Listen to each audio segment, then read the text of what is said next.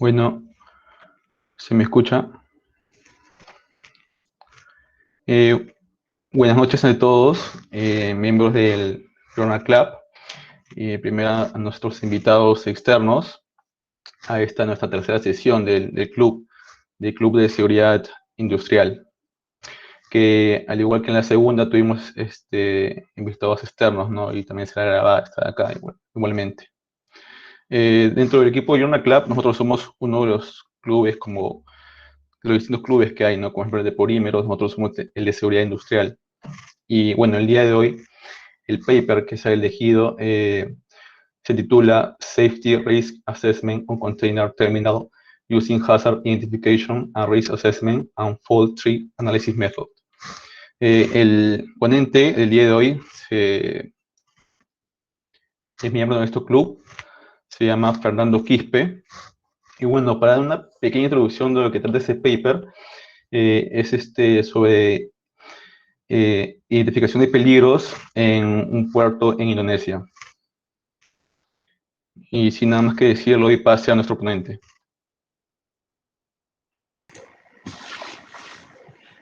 Tal, buenas noches con todos.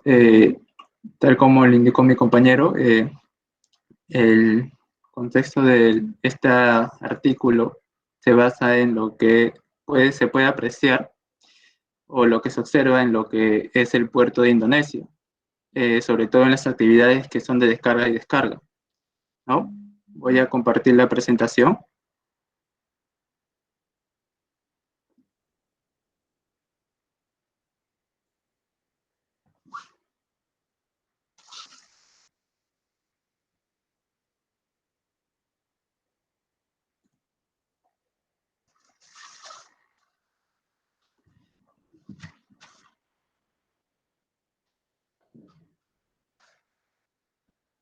Tal como indicó, la sesión del día de hoy es la sesión número 3. Es un tema sobre la evaluación de peligros, evaluación de riesgos, ¿no? Y mi nombre, como indicó, Fernando Quispe. El título del artículo es Safe Risk on Safe Container Terminal Using Hazard Identification Risk on Safe and Faulty Analysis Methods, que se puede traducir como la evaluación de riesgos de seguridad en el terminal de contenedores, utilizando lo que es la identificación de peligros y evaluación de riesgos y el análisis de árbol de fallas, ¿no? Que son dos métodos que se utiliza para poder identificar lo que son los peligros y los riesgos. El contenido de este artículo, tenemos 6 puntos que vamos a tocar, que como punto 1 la introducción, punto 2 que va a ser el objetivo, el 3 la gestión de riesgos y seguridad, 4 la metodología, 5 evaluación de riesgos de seguridad, y como 6 vamos a tener las conclusiones. Como introducción, ¿qué podemos decir sobre este trabajo? Si bien en Indonesia las actividades de carga y descarga se clasifican como uno de los mayores riesgos potenciales de accidente. Según estadísticas que se ha tenido en el mismo país de Indonesia, de los 98 accidentes registrados que ocurrieron, 75 de ellos se debieron a la manipulación de contenedores, tanto por el muelle como en el depósito, ¿no? ¿Por qué? Porque dicho trabajo es una actividad de alto riesgo que puede generar potenciales accidentes dañando a las personas y propiedades. Para poder disminuir estos accidentes se ha utilizado 2 métodos, que es el IPER, identificación de peligros, evaluación de riesgos, en las cuales podemos identificar el tipo, la causa, efectos del riesgo, potenciales, basados en la secuencia de actividades, ¿no? Y una vez identificado estos peligros, podemos identificar las actividades de mayor riesgo, ¿no? Para poder realizar una investigación más minuciosa a través del método del árbol, que con este podemos identificar las causas básicas que llevan a que se cause este accidente, ¿no?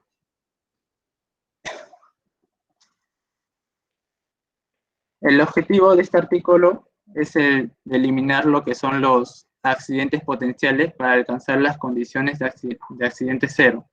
Es decir, poder disminuir la cantidad de accidentes, ya que como les mencioné, el 75% de los 98 accidentes realizados en el muelle han sido por la actividad de carga y descarga, y son demasiados. Según porcentaje, tiene una cantidad mayor al 70%. Entonces, el objetivo del artículo es poder disminuir este porcentaje y poder llegar de repente a lo que es las condiciones de accidente cero, ¿no? Evitar el tema del accidente del trabajo. Como punto 3 tenemos lo que es la gestión de riesgos de seguridad. Para poder entrar a la gestión de riesgos de seguridad, primero tenemos que saber qué cosa es un riesgo. Y el riesgo se define como la pérdida potencial por causa de una exposición a un peligro o resultado de un evento riesgoso, ¿no? Y el peligro es algo que se puede conducir a un resultado no deseado en el proceso de cumplir un objetivo, ¿ya? Por lo tanto, tenemos lo que es la gestión de riesgos, que se refiere a la práctica de identificar los riesgos potenciales, ¿no? En las cuales se analiza y se toman las medidas de precaución para reducir y frenar los riesgos. Y también tenemos lo que es la gestión de seguridad, que es un enfoque sistemático para gestionar la seguridad. En estas se incluyen lo que son las estructuras organizacionales, responsabilidades, las políticas y procedimientos. Tenemos el punto 3.1, que indica lo que es el análisis de accidentes. ¿Qué es un accidente? El accidente se define como un evento no planificado y no controlado que puede causar probablemente una lesión. Ahora, tenemos entre teorías y modelos que nos dan diferentes conceptos. Tenemos la teoría del dominó sugerida por Heinrich Stringer, en la cual indican que el accidente ocurre por 5 sucesos, que son los antecedentes, prácticamente son los casos anteriores que se puede observar antes de poder realizar una actividad. Tenemos lo que son las características personales o comportamientos. Es muy importante tener en cuenta el comportamiento de la persona con la cual trabajan, con la cual trabaja en el muelle, ya que si un personal no cumple las debidas indicaciones brindadas por un supervisor, está muy propenso a que le cause un accidente. Tenemos lo que son los actos y condiciones inseguras. Este punto de actos y condiciones inseguras es un punto clave para la teoría del dominó sugerida por Heinrich. ¿Por qué? Porque indica que si uno o el supervisor identifica un acto o condición insegura, ¿qué es lo que puede hacer? Se puede detener el trabajo en ese momento. Se puede estudiar la situación. ¿Para qué se puede estudiar la situación? Para poder asegurar y poder realizar la tarea, ¿no? Para que esta tarea sea segura, para seguir realizándola. Después tenemos lo que es el accidente y la lesión, ¿no? Si es que nosotros no tenemos en cuenta el punto del acto y condición insegura, vamos a pasar al accidente y la lesión. Es decir, que el personal ya va a tener un accidente, ¿no? Por ende, ya va a tener una lesión que puede ser golpeaduras, moretones, caídas. Es por eso que para la teoría del dominó, sugerida por Heinrich, el punto más importante, el punto clave, es los actos y condiciones seguras. Después tenemos lo que es el modelo de casualidad de pérdidas de Brice y Germain. ¿Qué cosa indica? Este modelo es una modificación de la teoría de dominó. ¿Por qué? Porque acá nos hace una relación de causa-efecto de 5 sucesiones, ¿no? Prácticamente nos hace que todos los sucesos tienen una relación. Es decir, tenemos causas, tenemos acontecimientos y tenemos efectos. Dentro de las causas que podemos tener son la falta de control, las causas básicas y las causas inmediatas. Las causas de control podemos encontrar lo que son programas inadecuados, estándares inadecuados, o cumplimientos inadecuados por parte del personal. Por parte de las causas básicas, podemos encontrar lo que son los factores personales y los factores de trabajo. Y las causas inmediatas son los actos y condiciones inseguras, ¿no? Estos 3 puntos están relacionados, ya que si no se cumple alguno de estos 3 puntos, ¿qué puede pasar? Lo que ocasiona un accidente, ¿no? Y el accidente es el acontecimiento, que es el contacto con la energía o la sustancia. Es decir, la persona puede tener un contacto con esa energía o sustancia, y no solo la persona, sino también puede ser un equipo, propiedad o algún proceso, ¿no? Si ocurre este acontecimiento, que es el accidente, pasamos a lo que es el efecto, que es la pérdida, ¿no? ¿Pérdida de qué? Pérdida de alguna persona, pérdida de alguna propiedad o pérdida de algún proceso, ¿no? Y por último tenemos el modelo del queso suizo, que es desarrollado por Rayson, ¿no? ¿Qué cosa indica Rayson? Indica que al cometer un accidente, este interacciona con varios sucesos, con varios puntos, ¿no? Digamos, un accidente no solo está relacionado con la falla humana, sino tras de la falla humana hay diversos otros puntos que se debe tratar para poder evitar que suceda este accidente, ¿no? Puede ser, digamos, actos inseguros, puede ser las condiciones previas, puede ser también la supervisión insegura, o puede ser la falta de organización, ¿no? Que esto viene a ser ya por parte de un supervisor o de un gerente, ¿no? Pero no es propio del comportamiento del trabajador, sino hay varias cosas ligadas dentro de un accidente que se debe investigar. Ahora, de acuerdo a estas clasificaciones de accidentes ocupacionales, tenemos 16 tipos de accidentes que se ocurren en los muelles, ¿no? Tenemos como punto 1, que es el contacto con máquinas en movimiento. El punto 2, que son golpeaduras contra algo fijo estacionario. El punto 3, golpeado por objetos en movimiento, incluidos volcar o caídas. 4, golpeados por vehículos en movimiento. 5, lesionados al manipular, levantar o transportar. 6, resbalones, tropiezos o caídas al mismo nivel.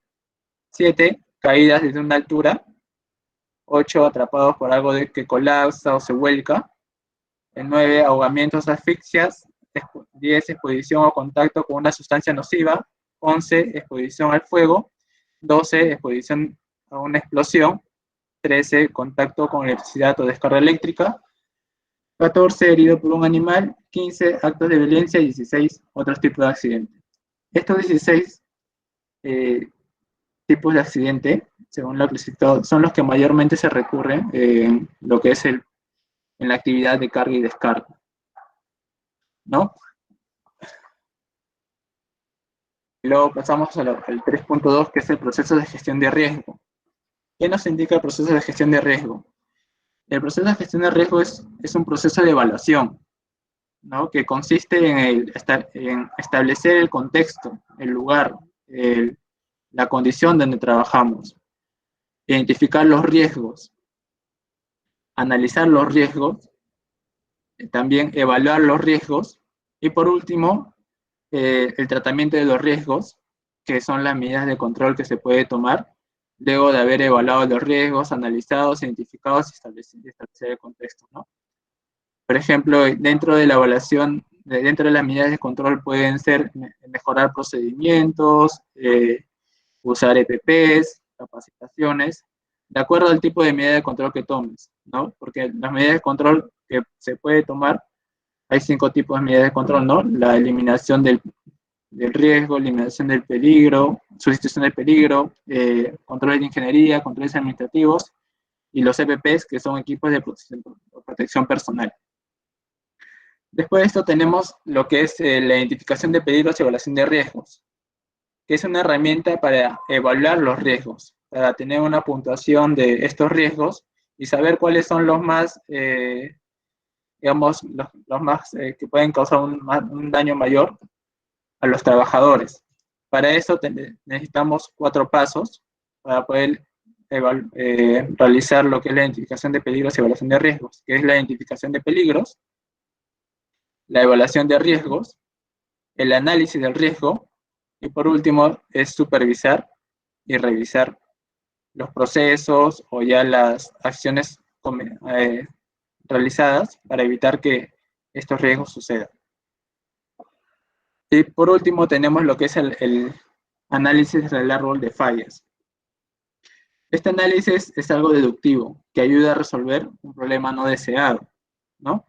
Y tiene como objetivo lo que es identificar una falla, las causas básicas de esa falla, ¿no?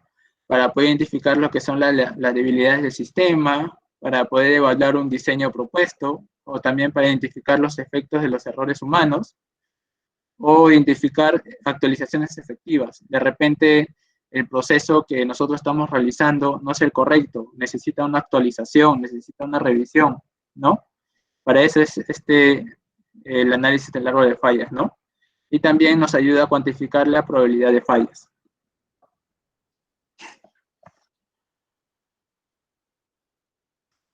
Luego pasamos a lo que es la metodología, el punto 4. Para poder realizar esta metodología, lo primero que tenemos que tener en cuenta es recopilar información, ¿no? ¿Y de dónde se debe recopilar la información? Del lugar, del área de trabajo, ¿no? In situ se debe observar el procedimiento, la actividad de carga y descarga de los contenedores, ¿no? Ocurrió en los muelles. Para esto, en el mismo Indonesia, donde fue evaluado digamos, se han observado las actividades que se realizan, se tomaron tres muelles, los 3 muelles más grandes de Indonesia, y recuperaron información de todas las actividades que realizan, ¿no?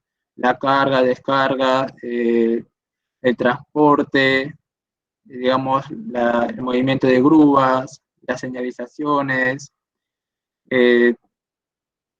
entre otras actividades que se puede haber observado en esta principal actividad, ¿no? Que es la carga y descarga. Después de haber observado, también se realiza la entrevista a lo que son operadores y supervisores, ya que a quién es mejor preguntar a los operadores y supervisores cuáles son los riesgos o a los cuales están más propensos, ¿no? Ya que ellos son los que realizan la actividad frecuentemente y son los que conocen más de esa actividad. Una vez que se recopiló toda esta información, esta data, se identificó lo que son los peligros de cada actividad, ¿no? Una vez que ya se tiene identificado a cada peligro, se evalúan los riesgos de cada peligro, ¿no? Y para poder evaluar, se utiliza la matriz de riesgos, que es la que pueden visualizar acá en pantalla. Esta matriz de riesgo nos tiene 5 clasificaciones de la probabilidad y de la severidad, ¿no? Y nos indica que el riesgo es la multiplicación de ambas, tanto de la probabilidad como la severidad. Dentro de la probabilidad podemos tener lo que es probabilidad raro bajo, improbable, posible, probable y casi seguro. Y dentro de la severidad podemos tener lo que son despreciables, menor, moderado, mayor y extremo. Y estos colores de acá que ustedes pueden visualizar son la puntuación del riesgo, ¿no? Tanto que puede ser bajo, mediano, alto y muy alto. Y una vez tenido la puntuación, mediante la identificación de peligros y evaluación de riesgos, se tienen los riesgos que tienen un nivel más elevado, ¿no? Y estos riesgos que tienen un nivel más elevado, una puntuación más elevada, se le hace el análisis del árbol de fallas para poder identificar cuáles son las causas básicas de estos riesgos identificados.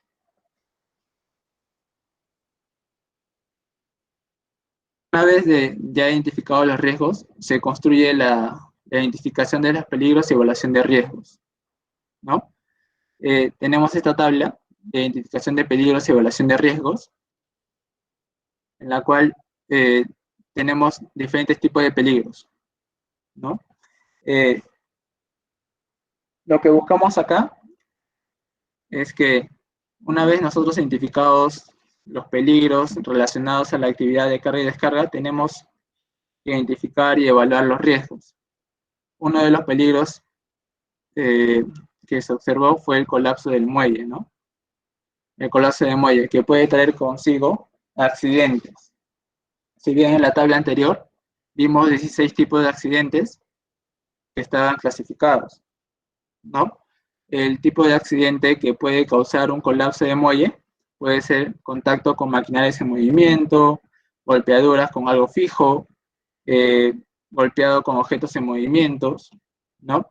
Y tiene un nivel de riesgo bajo, una puntuación de 4. Según la tabla anterior que hemos visto, el puntuación de 4 se considera como un riesgo bajo, ¿no?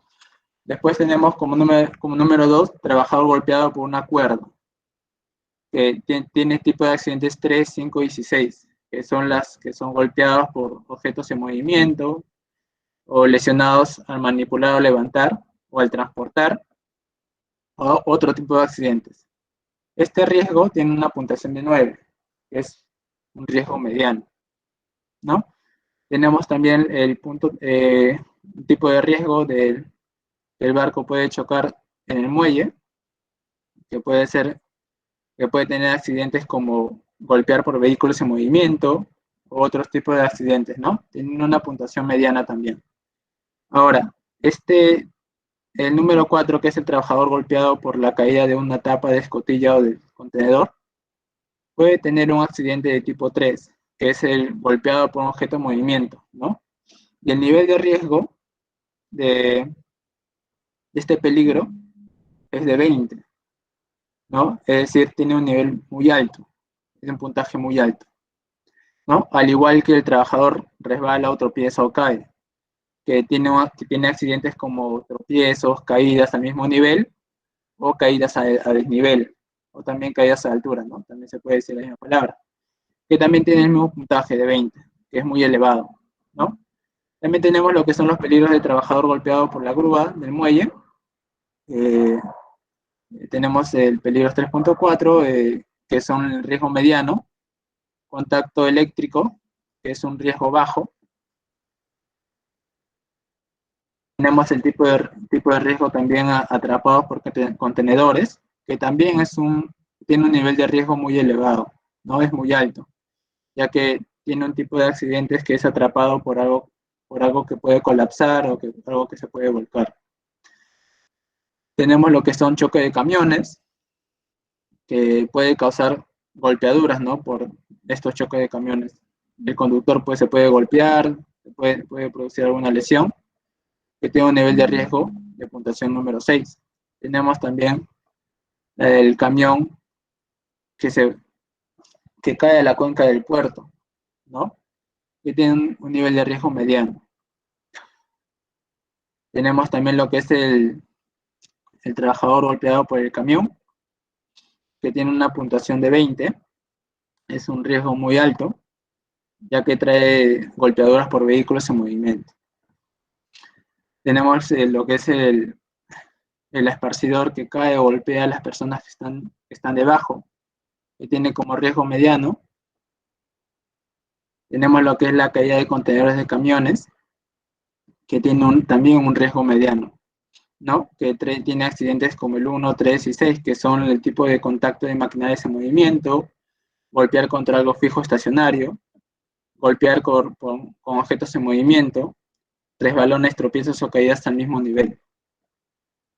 Tenemos también el otro tipo de peligro, que es el camión golpeado por grúa de muelle, también que tiene un nivel de riesgo muy alto. Y contenedores que caen de la grúa del muelle, ¿no? Que son caídas en altura, son accidentes de caídas en altura que tienen un nivel de riesgo alto, ¿no? Clasificado con 2.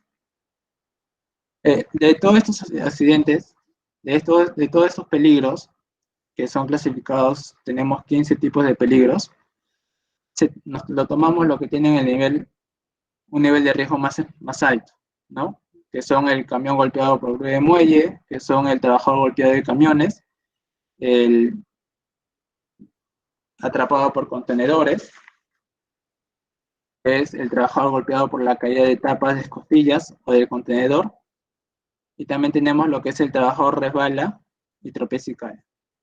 De estos tipos de peligros tenemos 5 que tienen un nivel de riesgo muy elevado. Y lo que se quiere acá es identificar por qué estos 5 tipos de peligros tienen un nivel de riesgo muy elevado. Para eso hacemos uso de la metodología de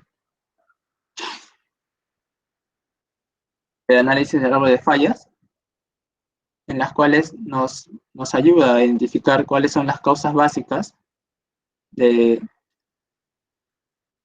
estos peligros que tienen un riesgo muy alto, ¿no? Como primero es el trabajador golpeado por tapa de escotillas o contenedor.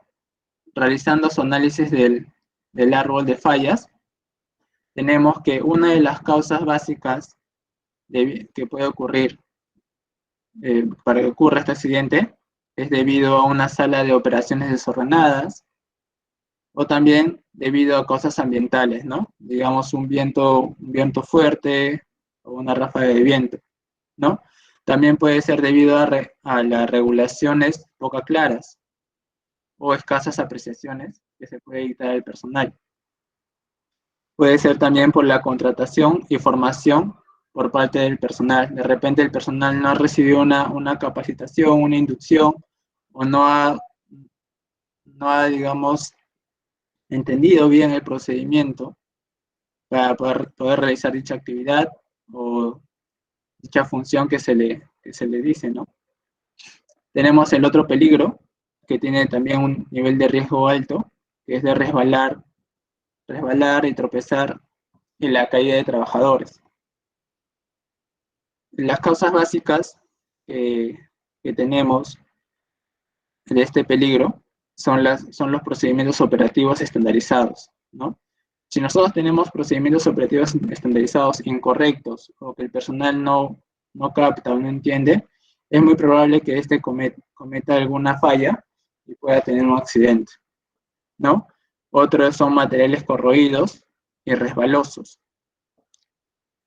También son las condiciones no aptas. Tenemos también lo que son vientos fuertes, que esos son los cambios climáticos, ¿no? Debido a cómo estamos en los puertos, puede ocurrir un viento fuerte, puede haber caída de un objeto y el trabajador termina cayéndose o tropezándose y tiene un accidente. Otro peligro es el trabajador atrapado por un contenedor. Dentro de estos, las causas básicas que se encontraron en el análisis del árbol de fallas son materiales con partes corroídas, ¿no? Si digamos un contenedor o un material que utilizan tiene una parte corroída, es muy fácil que el trabajador termine atrapado en dicho contenedor, ¿no? Son regulaciones poco claras, la falta de gestión, ¿no? Si tenemos una falta de gestión, puede haber una probabilidad de que el trabajador también tenga este accidente. Y la incorrecta formación del personal. Con la incorrecta formación del personal se trata de decir que el personal debe cumplir con ciertas capacitaciones, ¿no? Para que pueda realizar ese trabajo. Antes de que el personal ingrese, debe pasar por unas inducciones, charlas, temas de capacitaciones, explicar sus procedimientos operativos estandarizados de dicha actividad, para que éste cumpla al pie de la letra y evitar que éste tenga lo que son accidentes, ¿no? Ya que en cualquier empresa o tanto también este artículo lo que quieren es disminuir el tema de accidentes, ¿no? Tenemos también el peligro que es los trabajadores atropellados por camiones, ¿no? ¿Por qué ocurre esto? Por un mal procedimiento operativo estandarizado. De repente, falta de señalización, el trabajador no sabe cuándo cruzar o cuándo no, o de repente hay una falta de semáforos en el mismo muelle, ¿no? También puede ser por medios ambientales, por el cambio climático, ¿no? Digamos, corrientes de aires bruscas. Puede ser por el entorno del trabajo desordenado. Si no tenemos un ambiente ordenado, es casi probable que el trabajador pueda terminar atropellado o, digamos, el camión no tenga un carril por donde transitar y termine yendo por un carril peatonal y puede causar el atropello del peatón, ¿no? Del trabajador, teniendo un accidente grave. Puede ser la falta de señalización y regulaciones poco claras, ¿no? Es importante señalizar también el área, ¿no? Para poder diferenciar por qué lugares puede transitar el vehículo, el camión, ¿no? Y por qué lugares puede transitar el peatón también. Así poder, digamos, tener una mejor gestión y un mejor orden para evitar el tema de accidentes. Y también la incorrecta formación del personal. Otra vez la incorrecta información del personal, porque es importante que el personal esté capacitado. Si el personal no está capacitado, es como que tú mandes a un personal sin saber nada. La probabilidad de que tenga un accidente es alta. Por eso siempre debes capacitar al personal, ¿no? Ah, antes de que realice el trabajo. Es lo que trata de decirnos el artículo, ¿no? Que siempre el personal debe estar capacitado, debe conocer los procesos, debe conocer sus funciones, debe saber cuáles son los lugares señalizados para poder realizar dichos trabajos de una forma segura. Tenemos lo que es el camión golpeado o grúas de muelles, ¿no?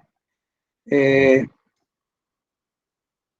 Dentro de las causas básicas para que ocurra este peligro, tenemos lo que son los procedimientos operativos estandarizados, ¿no? Si es que no está claro el procedimiento operativo estandarizado, el trabajador no va a saber cómo realizar la función. Es por eso que se le debe indicar y se debe brindar su procedimiento operativo estandarizado para que él lo cumpla y lo realice al pie de la letra. También puede ser el tipo de ambiente, el cambio de clima, el tema de lo que es los vientos fuertes.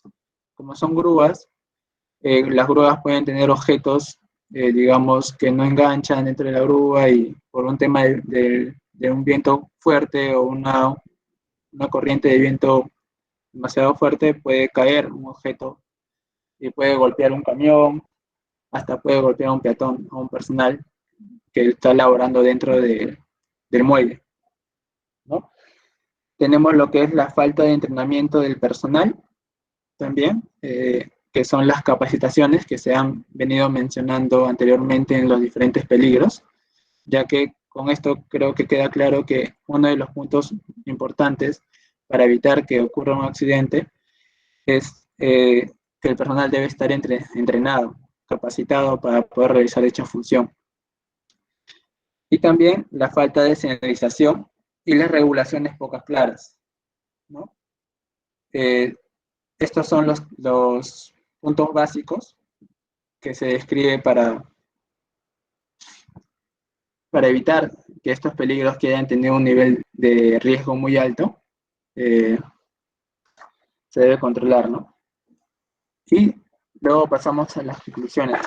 A ver si alguno de mis compañeros, mi compañera Diana, si me puedes explicar un poco sobre el tema de los procedimientos operativos estandarizados, que son poco claros.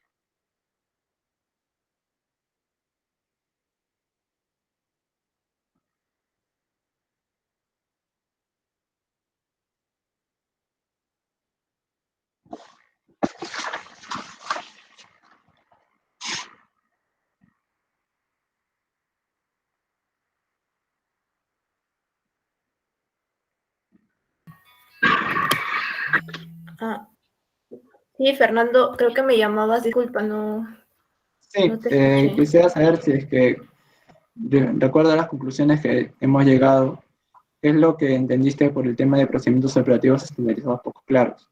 A ver si me puedes explicar un poco de eso. Mm, mm, mm. A ver,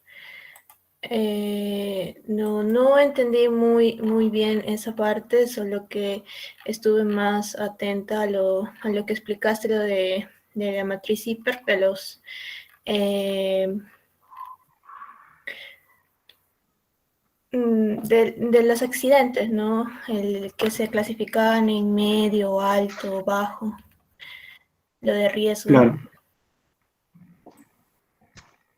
Sí, y, o sea, he leído el paper que mandaste y sí, me parece que ha sido una buena forma de aplicar esta matriz hiper para poder reducir los accidentes, ¿no?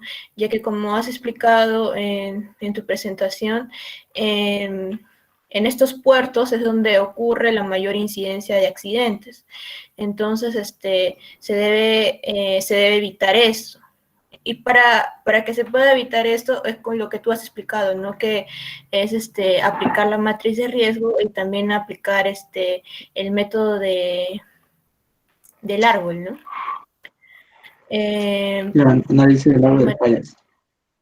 ajá, sí, ese método de accidentes, ajá, para ver cómo se puede reducir y más que nada, o sea, si no se puede tener cero accidentes, sino que reducir al mínimo, porque como tú mencionas, esta industria es donde ocurren como la mayor cantidad de accidentes, ¿no?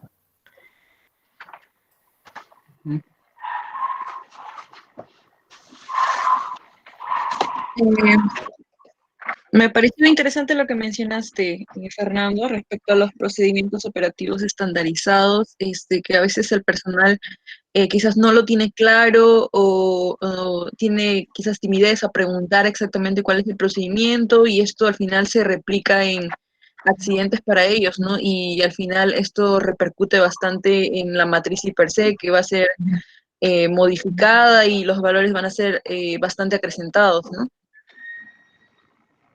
Claro, porque según lo que se ha evaluado, los riesgos, los riesgos que tienen evaluados que tenemos acá son las caídas de escotillas, resbalones de tropiezos, contenedores atrapados. Y lo que tienen en común todos estos es que de repente el personal no tiene claro de los procedimientos, ¿no? Es uno de los puntos muy importantes para poder, digamos, enfatizar o explicar al personal y que éstes tengan un conocimiento adecuado de estas actividades y evitar el tema de accidentes, que es lo más importante, ¿no? Ya que la matriz sí per se, el tema es identificación de peligros, evaluación de riesgos y tener las medidas de control, ¿no? Para evitar lo que son los accidentes ocupacionales. Igual también lo que son las piezas corroídas, ¿no? No solo acá, como, bueno, en caso de este muelle, indican que una de las causas fundamentales de los peligros identificados, que tienen el riesgo más alto, son las piezas corroídas, ¿no? Pero fuera de esto, también en otras empresas o en otros trabajos se debe identificar también los que son los equipos, las equipos, actividades que se tienen, ¿no? Digamos, verificar mensualmente tales equipos, si tienen óxidos, si están adecuadamente, si tienen un mantenimiento adecuado para poder utilizarlos, ¿no? Por eso también es importante el tema de la verificación de ciertos equipos o ciertas piezas que se puede tener dentro de algunos equipos que no pueden ser adecuadas para dicha actividad, ¿no? Ya que estas piezas corroídas pueden causar accidentes, como como ya lo mencionamos, ¿no? Trabajadores atrapados en contenedores, golpeados por un camión, ¿no? Con respecto a lo que son operaciones ordenadas, ¿qué es lo que me podía explicar mi compañero Piero?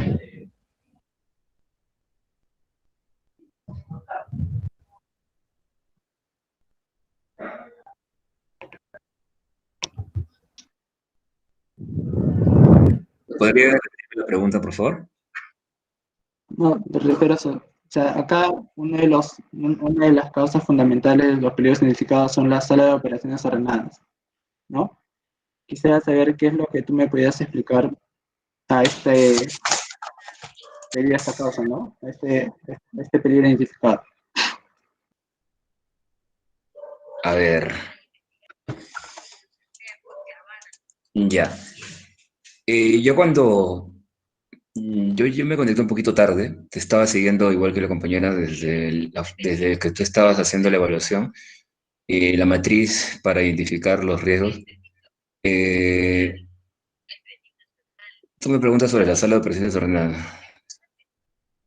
Eh, De pronto, ¿qué o tan sea, importante es este punto, ¿no? De la sala de operaciones ordenadas para evitar lo que son accidentes? Fernando, ¿me escuchas? s- ¿Me llegas a escuchar, Fernanda? Sí, Sí se escucha, Carla. Ya, mira. Ok, mira, hay una pregunta de parte de Anthony. Nos hace la consulta, dice, en el caso de la matriz hiper C, ¿se debe incorporar el SARS-CoV-2 como un peligro biológico?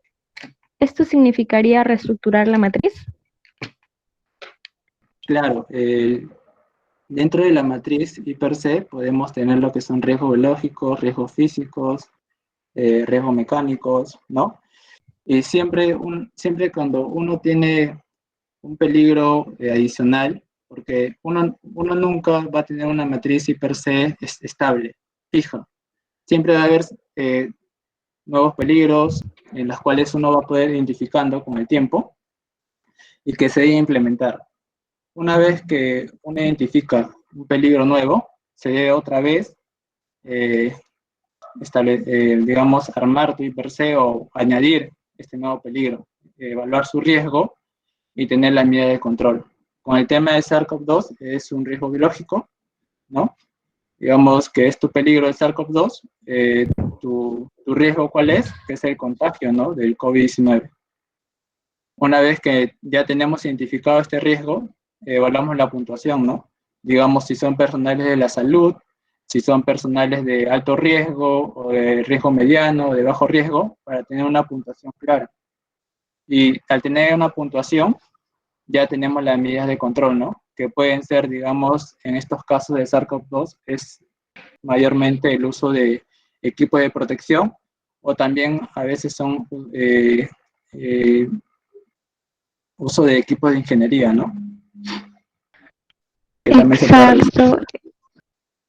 Claro, y tal Efectivamente, cual, coincido con lo dicho. Discúlpame, Steven. Para adicionar a lo que hace la consulta, Anthony. Anthony, muchas empresas en la actualidad están modificando ya la matriz que ya se tiene, se está acoplando el riesgo biológico, como lo menciona mi compañero. Otros, en tal caso, han realizado una matriz específica de COVID, por lo mismo de la situación. Esto va a depender mucho de cómo tu empresa o el área encargada va a gestionar estas matrices.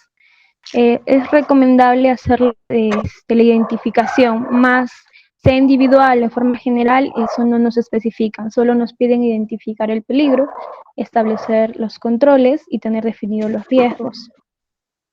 Algo adicional a esto, Fernando, Carol nos comenta con la pregunta anterior que realizaste con respecto a la sala de operación que estaba desordenada, y nos comenta, nos dice, una de las causas de la sala de operación desordenada se debería a una inadecuada gestión de riesgos, al parecer de Carol. Adicional a esto dice, ya que con una buena gestión se implementaría áreas por operaciones y disminuiría considerablemente los accidentes. Claro, o sea, para poder tener una sala de operaciones ordenadas tiene que haber una correcta gestión, y no solo la gestión por parte del personal, sino es una gestión que viene ya por parte de los supervisores o por cabezas más altas, ¿no? Que pueden ser gerentes que deben establecer, digamos, cierta gestión para, digamos, decir, esta área va a ser para cierto proceso, esta área va a ser para dicha actividad, acá se van a colocar dichos utensilios o dichos equipos, ¿no? Ya para poder, digamos, tener un orden mejor o establecer o tener un mapa establecido de esa sala de operación. y así evitar, digamos, tener tropiezos, caídas, que son los más frecuentes que se tienen en tanto acá en lo mencionado, en el artículo, en el muelle, indican que debido a la falta de orden, a la falta de gestión, los trabajadores tienden a caerse, a tropezarse, y estas caídas pueden causar lo que son moretones, heridas, hasta también pueden causar lo que son fracturas, o también pueden golpear la cabeza, ¿no? Que es algo más grave. Por eso se tiene que tener un mejor orden para poder, digamos, evitar este tema de accidentes y evitar tener objetos, digamos, esparcidos por cualquier lugar. Y es correcto, se debe tener una mejor gestión para poder realizar eso. Listo, Fernando. Adicional a esto, Diego hace una acotación. Primero te dice, hola Fernando, muy interesante tu exposición. En una pregunta. ¿Qué cosas de análisis de peligros y el IPRC podemos extrapolar a una situación en una empresa aquí en Perú? A ver, si me repites otra vez la pregunta, no te escuché, disculpa. Ok. ¿Qué cosas del análisis de peligros y el IPRC podemos extrapolar a una situación en una empresa aquí en Perú? Por ejemplo, como lo menciono, el IPC es la identificación de peligros, evaluación de riesgos y las medidas de control, ¿no? Nosotros tenemos que visualizar los trabajos que realizan los operarios. Por ejemplo, te puedo dar un ejemplo. Un trabajador que trabaja en una empresa de exportación de granos o una empresa de moliendo, una empresa de moliendo. El equipo que puede usar puede ser muy ruidoso, tan ruidoso que puede sobrepasar los límites permitidos de sonoros, ¿no? Para el tema del trabajador. Para eso nos identificamos cuál es el peligro, ¿no? En esta parte. El peligro, ¿cuál sería? El equipo. El equipo en sí, el trabajo del equipo. ¿Cuál sería el riesgo? El tema de pérdida auditiva, digamos también si el equipo vibra, puede tener, digamos, una, una alteración mecánica en parte del trabajador, ¿no? De acuerdo a eso, este riesgo evaluado tiene consecuencias, ¿no? Que pueden ser tanto las enfermedades ocupacionales, que son, digamos, que poco a poco, nosotros al estar muy cercano a este riesgo, poco a poco con el tiempo, te puede causar sordera, digamos, el tema de esta máquina, o te puede causar lo que son inestabilidad al momento de coger algunas cosas o agarrar algo por el tema de la vibración que tiene, ¿no?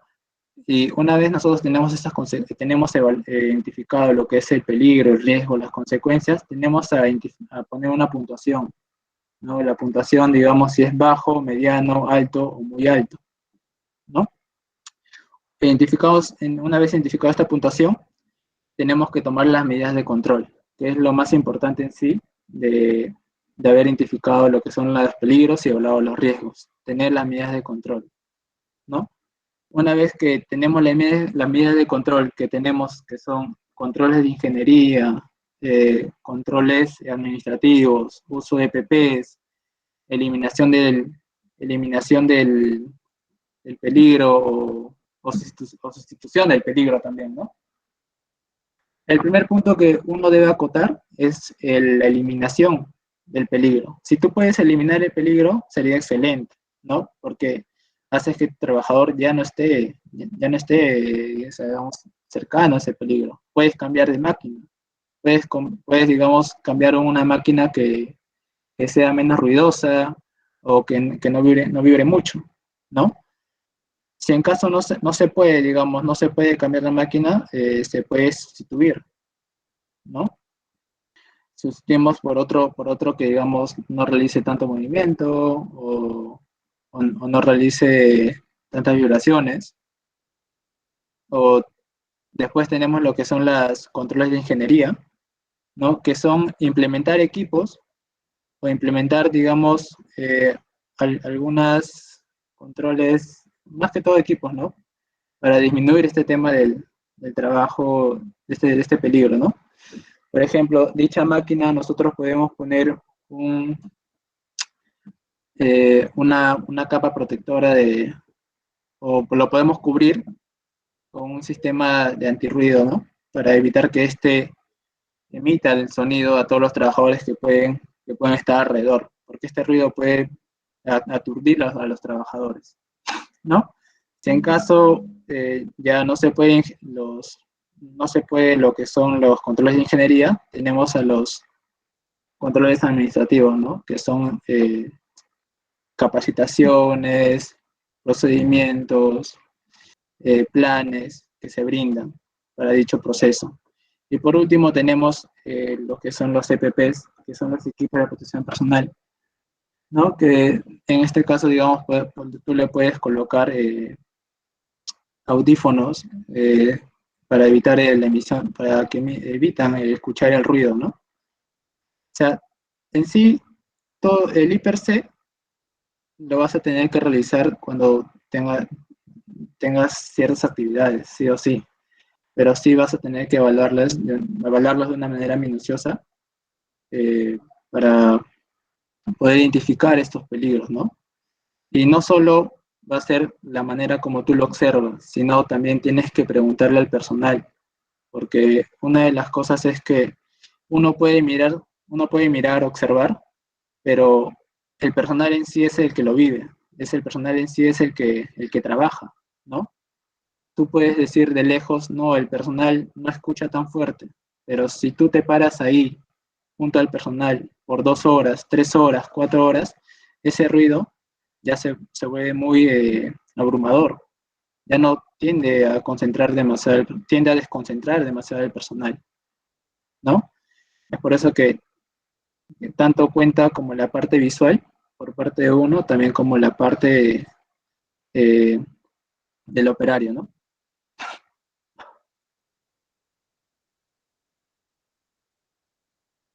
Sí, No sé. Disculpe, quiero hacer una O acotación. De acuerdo primero también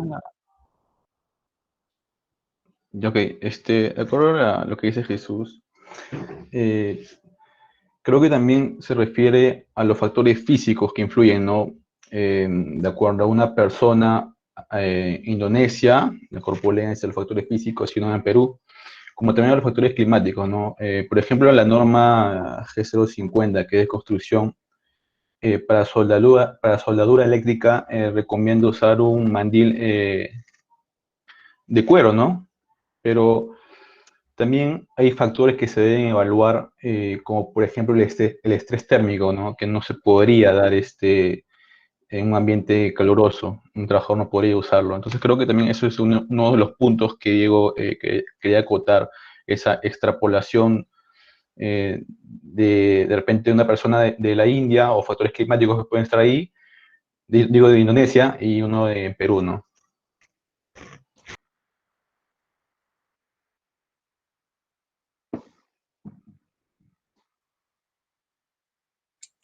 Hola, ¿qué tal? Buenas noches con todos.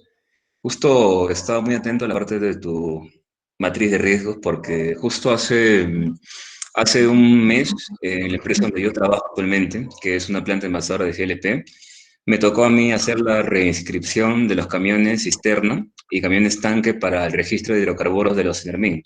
Entonces, en base a lo que tú estás hablando, en los CENERMIN, por ejemplo, no te pide simplemente un ATS, un análisis de trabajo seguro, para poder identificar por etapa o por proceso simplemente los peligros y los potenciales riesgos que estos conllevan. Pero cuando hablamos de la reescripción de camiones, por más que los NERMIN es el que reescribe, los lineamientos que se van a basar son los del Ministerio de Transporte y Comunicación. Entonces, a mí me pidieron hace un mes, en uno de los lineamientos que pedían, ¿cómo le llaman esta cosa? Hacer un plan de contingencia. Y en el plan de contingencia que hice, en el ítem número 3, pedía justamente eso, la identificación de peligros y potenciales riesgos.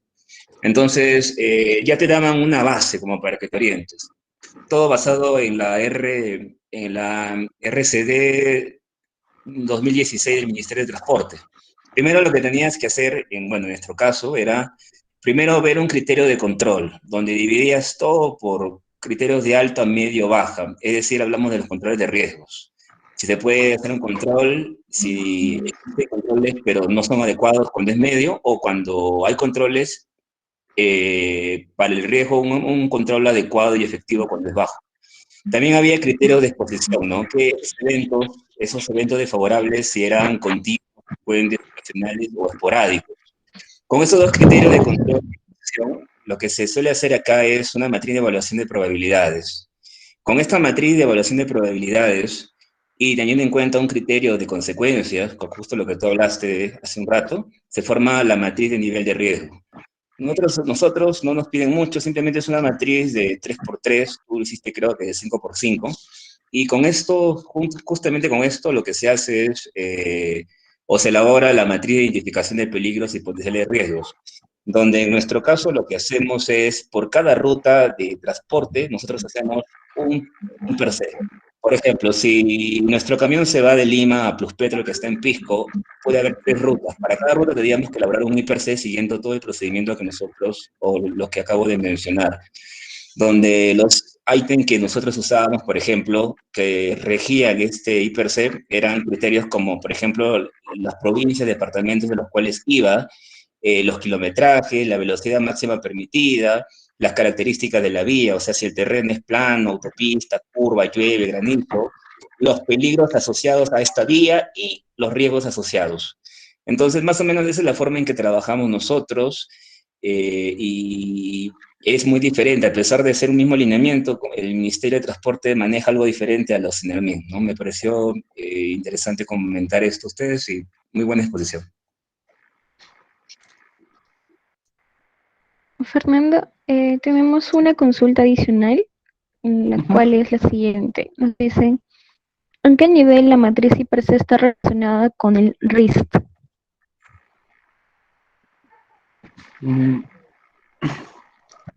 Reglamento Interno de Seguridad y Salud del Trabajo. Bueno, si bien nosotros, en el IPRC, como digo, es la identificación de los peligros y evaluación de riesgos, y en el RIS, que es el Reglamento Interno de Seguridad y Salud en el Trabajo, eh, es importante que ahí tú coloques todo lo evidenciado o lo observado en tus dichos procedimientos, en las tareas o actividades, ¿no? Y también creo que hace mención a los planes de contingencia, ¿no? Por ejemplo, planes de contingencia ante incendios, evacuaciones o primeros auxilios, ¿no? Pero la relación entre el IPRC con el RIS sí es algo fundamental por el tema de, como lo mismo lo digo, de ese Reglamento Interno de Seguridad y Salud en el Trabajo, ¿no? Y el IPRC es la identificación de estos peligros, evaluación de riesgos para evitar estos accidentes, ¿no? Para evitar que el personal sufra un accidente o algún incidente ocupacional.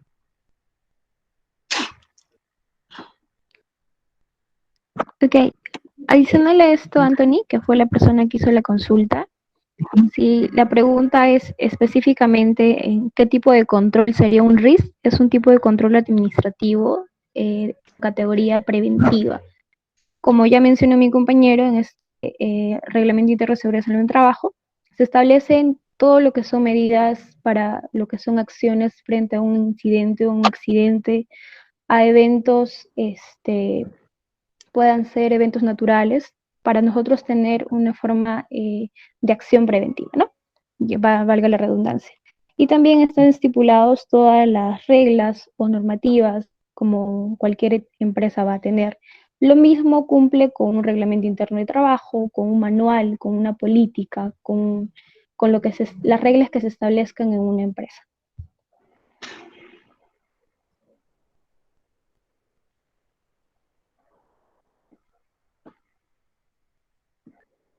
A los participantes externos, si en caso quieran prender su micro, también pueden hacerlo. Esto que han estado comentando por el chat, igual, pero si quieren prender su micro también se les da la palabra. Quizás Anthony quiera acotar algo o alguno de los otros participantes, pueden hacerlo.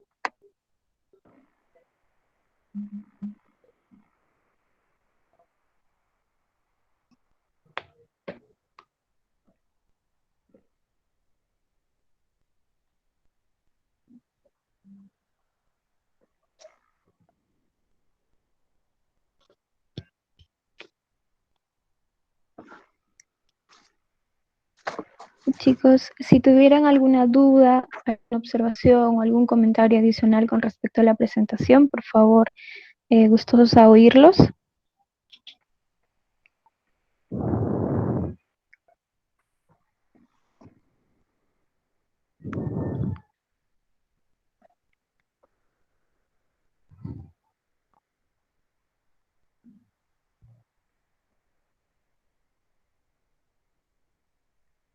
Listo, creo que no nos han quedado dudas.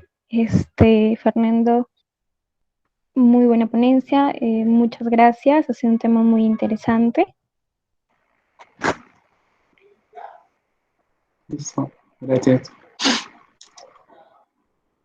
Gracias a todos los asistentes. Se vienen más charlas, más discusión. Estén atentos. Vamos a tener un invitado especial para nuestra siguiente ponencia y bueno, gracias a todos por encontrarse presentes. Buenas noches.